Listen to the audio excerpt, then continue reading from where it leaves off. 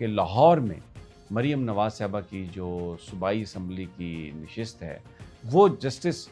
سلطان تنویر نے اس پہ نوٹسز جاری کر دیں الیکشن ٹریبیونل نے، اور 20 جون کو اس سے جواب طلب کر لیا۔ ڈی چوک پر ایک دھرنا ہے جماعت اسلامی کا، یہاں پر کچھ بچے بچیاں بیٹھے ہیں، نوجوان گاڑی لے کے آیا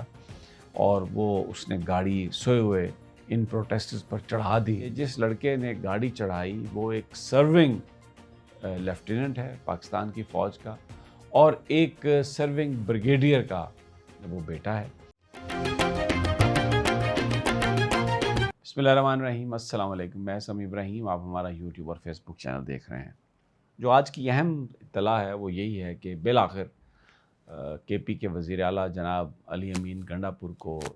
SIFC کی کانفرنس اور آج جو ان کا اجلاس تھا اس میں ان کو بلا لیا گیا اور انہوں نے شرکت بھی کی اس میں۔ اس سے پہلے ایک سچویشن بن گئی تھی، لیکن جو امپورٹنٹ بات ہے کہ کس نے ان کی جو میٹنگ تھی، ان کا جو انویٹیشن تھی، ان کی جو آمد تھی، اس کو روکنے کی کوشش کی، لیکن بعد میں جو کچھ بھی ہوا، جس طرح میڈیا نے اس کو ہائی لائٹ کیا اور جس طرح علی امین گنڈا پور نے یہ کہا کہ پھر اگر KPK کے حوالے سے جو کہ معدنیات کا گھر ہے SIFC نے کوئی فیصلہ کیا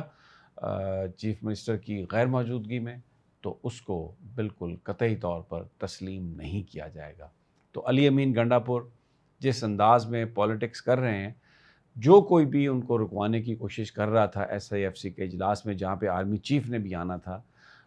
اس کو ناکامی ہوئی، اور یہ ایک بہت بڑی کامیابی ہے علی امین گنڈا پور کی، انہوں نے اس میں شرکت کی۔ میں صرف اس کا جو پولیٹیکل آسپیکٹ ہے اس کی بات کر رہا ہوں۔ میٹنگ کے اندر جو کچھ بھی ہوا وہ ذرا جب ہمیں پوری تفصیلات آ جائیں گی اور پورا پھر اس کو انالیسس کریں گے کہ کس سے کس کی بات ہوئی، کس کو کہاں پر بٹھایا گیا تھا، آگے اس کے کیا ہو سکتے ہیں امپیکٹ، تو وہ یہ بات کریں گے۔ دوسرا جو ایک بڑی امپورٹنٹ بات ہے وہ یہ ہے کہ لاہور میں مریم نواز صاحبہ کی جو صوبائی اسمبلی کی نشست ہے PP 159، جہاں پر مہر شرافت نے PTI یعنی سنی اتحاد کونسل کے پلیٹ فارم سے ان کا مقابلہ کیا تھا، اور در حقیقت فارم 45 جو ہے وہ اس کے مطابق مہر شرافت جو ہیں وہ جیتے ہوئے ہیں، لیکن فارم 47 کے ذریعے مریم نواز صاحبہ کا اعلان کر دیا گیا۔ وہ جسٹس سلطان تنویر نے اس پہ نوٹسز جاری کر دیں الیکشن ٹریبیونل نے، اور 20 جون کو اس سے جواب طلب کر لیا۔ اب یہ بہت ہی امپورٹنٹ بات ہے۔ مریم نواز صاحبہ فارم 45 کے مطابق تو الیکشن نہیں جیتی، اور اگر صوبائی اسمبلی کا الیکشن پر سوالیہ نشان اٹھ جاتا ہے تو جو وزارت اعلیٰ ہے ان کی، وہ اس کا مطلب ہے کہ ابھی ڈگمگا رہی ہے، اور مہر شرافت نے اس کو پٹیشن کو دائر کیا تھا، تو اس پر نوٹسز، اور اب 20 جون جواب طلب کیا گیا ہے۔ الیکشن کمیشن ہوگا، سرکاری وکیل ہوگا، امیدواران ہوں گے۔ مہر شرافت نے محترمہ مریم نواز صاحبہ کی جو جیت ہے اس کو چیلنج کیا۔ بہت امپورٹنٹ یہ ایک پولیٹیکل ڈیولپمنٹ ہے پنجاب کے حوالے سے۔ اب ایک اور امپورٹنٹ چیز ہوئی ہے جو میں آپ کے گوش گزار کرنا چاہتا ہوں۔ یہاں پر ڈی چوک پر ایک دھرنا ہے جماعت اسلامی کا، یہاں پر کچھ بچے بچیاں بیٹھے ہیں، اور پہلے شروع میں تو تعداد ان کی درجنوں تھی، لیکن پھر بڑی تعداد ہو گئی اس کی۔ وہ احتجاج کر رہے ہیں جو وہاں پر رفح میں اور دوسری جگہوں پر فلسطین میں جو کچھ ہو رہا ہے، تو اس پر وہ احتجاج کر رہے ہیں۔ لیکن 2 رات قبل یہاں پر ایک واقعہ ہوا، ایک نوجوان گاڑی لے کے آیا اور اس نے گاڑی سوئے ہوئے ان پروٹیسٹرز پر چڑھا دی، جس سے 4 لوگ زخمی ہوئے، پولیس والا بھی تھا اور ان میں، اور 2 لوگ جو ہیں، ایک نوجوان آدمی تھا ینگ بالکل، اور ایک 40 سے 50 کے بیچ، ان کی یہاں پر ہلاکتیں ہو گئیں۔ اس نوجوان نے جو گاڑی چلا رہا تھا اس نے بھاگنے کی بھی کوشش کی، لیکن بہرحال پولیس وہاں پر موجود تھی، کیونکہ انہوں نے کنٹرول کو بتایا تو اس کو ایوب چوک کے پاس سے اس کو پکڑ لیا گیا۔ لیکن سوشل میڈیا پہ بڑی اسپیکولیشن ہوئی، یہ کہا گیا کہ جو لڑکا گاڑی چلا رہا تھا وہ اس کو بھاگنے کا موقع دے دیا گیا اور کسی اور کے خلاف پرچہ درج کر لیا گیا۔ ویری انٹرسٹنگ، اس کے بارے میں کیا حقیقت ہے، بڑی اسپیکولیشن ہوتی رہی، لیکن آج اسلام آباد پولیس نے ایک بیان جاری کیا، اس میں انہوں نے کہا ہے کہ جس لڑکے نے گاڑی چڑھائی وہ ایک سرونگ لیفٹیننٹ ہے پاکستان کی فوج کا، اور ایک سرونگ بریگیڈیئر کا وہ بیٹا ہے۔ اور ترجمان نے اور ڈان اخبار نے یہ بتایا کہ جب اس کو پکڑا گیا تو اس کے بعد پھر اس کے والد صاحب بھی وہاں پہنچ گئے، انہوں نے تھوڑا انفلوئنس کرنے کی کوشش کی پولیس کو کہ اس کو چھوڑ دیا جائے، لیکن ملٹری پولیس بھی آ گئی، دوسری پولیس بھی تھی، تو انہوں نے اس لڑکے کو نہیں چھوڑا، لیکن ایف آئی آر درج کرنے کے بعد فردر انویسٹیگیشن کے لیے اس کو ملٹری پولیس کے حوالے کر دیا گیا۔ بہت زیادہ اسپیکولیشن ہوئی ہے سوشل میڈیا پر کہ وہ کس کا بیٹا ہے، لیکن جو حتمی جو اطلاع ہے، میں اس اسپیکولیشن میں نہیں جاؤں گا، کہ وہ کسی بریگیڈیئر صاحب کا صاحبزادہ تھا، اور پولیس کے مطابق اس سرونگ بریگیڈیئر نے بھی اس انسیڈنٹ کے بعد فوج سے استعفیٰ دے دیا۔ یہ اسلام آباد پولیس کے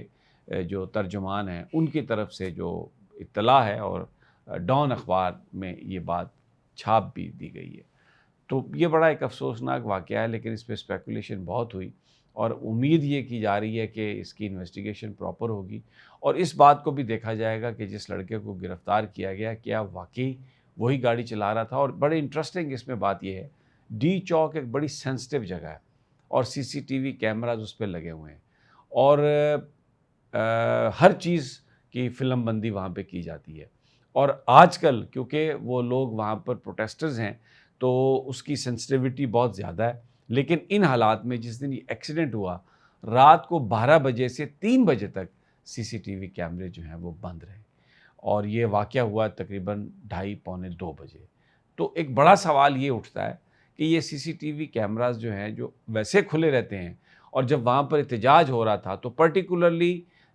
ایکسیڈنٹ کے بیچ میں، یعنی وہ ٹائم جس میں یہ ایکسیڈنٹ ہوا ہے، تو یہ کیوں سی سی ٹی وی کیمراز بند تھے یا ان کی فوٹیج وہاں سے ہٹا دی گئی ہے؟ یہ بھی ایک کیا سرائی ہوئی ہے سوشل میڈیا پر کہ یہ کوئی ایکسیڈنٹ نہیں تھا، یہ جان بوجھ کر گاڑی جو ہے اس کو ان مظاہرین پر چڑھایا گیا، اور ہم نے امیجز بھی دیکھے ہیں سوشل میڈیا پر، اسلام آباد پولیس جماعت اسلامی کے سینیٹر مشتاق احمد کے ساتھ بہت زیادہ انگلیاں ایک دوسرے کو دکھا رہے ہیں، ایک دوسرے کو نہیں، مشتاق احمد صاحب تو انگلی نہیں دکھا رہے ہیں، لیکن پولیس والا جو ایس پی ہے وہ، اور اس پر بڑی بحث بھی ہوئی ہے سوشل میڈیا پر کہ یہ سب کیا ہے۔ یہ ایک ایسا معاملہ ہے، بڑا سنگین معاملہ ہے، کیونکہ اس سے یہ سوال اٹھتا ہے کہ کیا یہ ایکسیڈنٹ میں 2 وہاں پر ہلاکتیں ہوئی ہیں، یا یہ ڈیلیبریٹ اٹیمپٹ تھی، ان مظاہرین کے اوپر گاڑی چڑھائی گئی ہے، کیا اس کے مقاصد ہو سکتے ہیں؟ اور پھر سی سی ٹی وی کیمراز جو ہیں اس کی 12 بجے سے 3 بجے کے بیچ کی فوٹیج کیوں نہیں ہے وہاں پر، وہ کیوں لے گئے؟ اور یہ معاملہ اس لیے بھی سینسٹیو ہو جاتا ہے کہ اس میں جن افراد کی انوالومنٹ کا ذکر کیا جا رہا ہے ان کا تعلق ہمارے بہت ہی محترم ادارے سے ہے۔ تو یہ سوشل میڈیا پر جو بحث ایک چل رہی تھی، آج کمپیریٹیولی تھوڑا اس میں یہ چیزیں جو ہے نا اسلام آباد پولیس نے جو واضح کی ہیں تو کلیئرٹی دی ہے۔ دوسری طرف جناب پی ٹی آئی کے حوالے سے اور بھی بڑی اسپیکولیشن ہو رہی ہے، لیکن جو پی ٹی آئی کا سینٹرل سیکریٹریٹ ہے، کور کمیٹی نے وہاں پر میٹنگ کی ہے، باہر ہی میٹنگ کی ہے، دیواریں تو گرا گئے تھے سی ڈی اے والے، لیکن بھرپور انداز میں مزاحمت، اور عامر مغل صاحب جو یہاں پر ایک نشست کے لیے امیدوار بھی تھے اسلام آباد سے، اور ان کو پولیس نے پکڑ لیا تھا، دہشت گردی کی دفعات لگائی تھی، ان کی ضمانت جو ہے وہ دہشت گردی کی عدالت نے آج لے لی ہے، جس پر پی ٹی آئی کے جو ورکرز ہیں وہ بہت خوش ہیں، اور ویری انٹرسٹنگ چیزیں چل رہی ہیں۔ آپ کو ایس آئی ایف سی میں کیا ہوا، اس کے علاوہ اقوام متحدہ کے لوگ جو تھے جس وقت وہ آئے پی ٹی آئی کے آفس میں، اس وقت بھی پولیس آ گئی وہاں پر، 60-70 کے قریب پولیس والے آ گئے۔ کیا وہ اس وقت دفتر گرانے آئے تھے، یا یونائٹڈ نیشن کے لوگوں کو ڈرا دھمکا رہے تھے؟ کیوں آئے؟ اور پھر حماد اظہر کو اگر گرفتار کرنا تھا تو حماد اظہر جب چلے گئے تو اس کے بعد کیوں آئے؟ بڑے عجیب و غریب سوالات ہیں۔ کوشش میں کروں گا کہ اگلے کسی وی لاگ میں اس کا میں آپ کو جواب دوں۔ اجازت دیجیے، اللہ نے